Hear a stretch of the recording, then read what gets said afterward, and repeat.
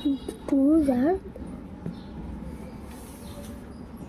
বাবু, এ ললিপপটা কবে খেয়েছিলিস? পেটে লেগে আসছে, নিয়ে আসবো?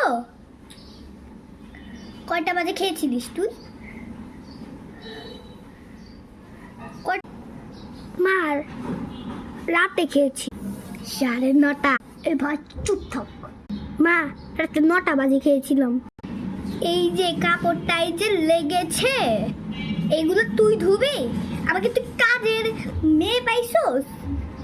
এই চিন্টু, বাথরুমে শ্যাম্পু পড়েছিল, তুই বাথরুমে এতক্ষণ কি করেছিস রে?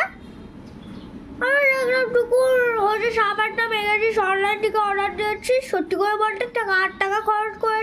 কিরে ভাই, ধরা পড়ে গেলি তো বাবার কাছে। বাথরুমে তখন কি করতেছিলি? 8 টাকা খরচ করে এটা কিনেছিস? হ্যাঁ, চুপচাপ মিন্টু, বেশি কথা বলিস তার আমি বাবাকে উত্তর দিচ্ছি, পরে তোর দোষ দিয়ে দিব। বল, আমার দোষটা কি? কি দোষ আমার? এই মিন্টু চুপ থাক, আমি বাবাকে উত্তর দিচ্ছি। আসলে বাবা হচ্ছে আমি একটু শ্যাম্পু করতেছিলাম মাথায়, চুলটা স্ট্রেট হওয়ার জন্য। আমি কারো টাকা খরচ করিনি, আমি নিজের টাকা দিয়ে করেছি।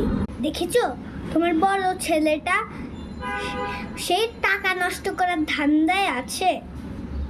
তুমি বলতে যে এই যে আমার ছোট মেয়েটা খুব বদমাশ, এবার দেখো তোমার চিন্টুকে। হ্যাঁ মা, তুমি ঠিকই বলছো, ভাইয়া অনেক দুষ্টামি করে।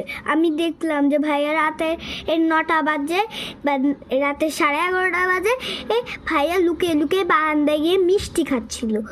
এটা আমার প্যান্ট না, এটা ভাইয়ার প্যান্ট। এই মিন্টু তুই চুপ থাক, আমি হচ্ছে বলে দেব তুই যে রাতের বেলা মায়ের থেকে 10 টাকা নিয়ে তুই ফুচকা খেতে গিয়েছিলিস। তুই বলেছিস যে আমার প্রায় হচ্ছে না, তুই 10 টাকা নিসনি, আমি দেখেছিলাম তোর নোটে 50 টাকা ছিল, তুই 50 টাকা দিয়ে ফুচকা খেতে গিয়েছিলি। তারপর তুই মাকে বলেছিলি যে মা আমি একটা খাতা কিনতে গেলাম বা কলম কিনতে গেলাম, তো হচ্ছে তারপর তুই তো লুকিয়ে লুকিয়ে ফুচকা খেয়ে ফেলেছিস, আমি তো দেখে ফেলেছি।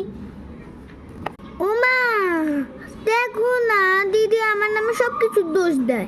আমি তোমাকে বলছি, ও তোমার থেকে 50 টাকা নিয়ে ফুচকা খেয়েছিল।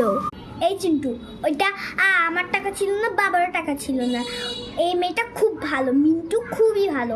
মিন্টু নিজের টাকা জমিয়ে নিজেই কলম। মা তুমি বুঝতে পারছো না কেন? ও ফুচকা খেয়েছিল, তুমি আমার কথা বিশ্বাস করো, কলম কিনে নি না।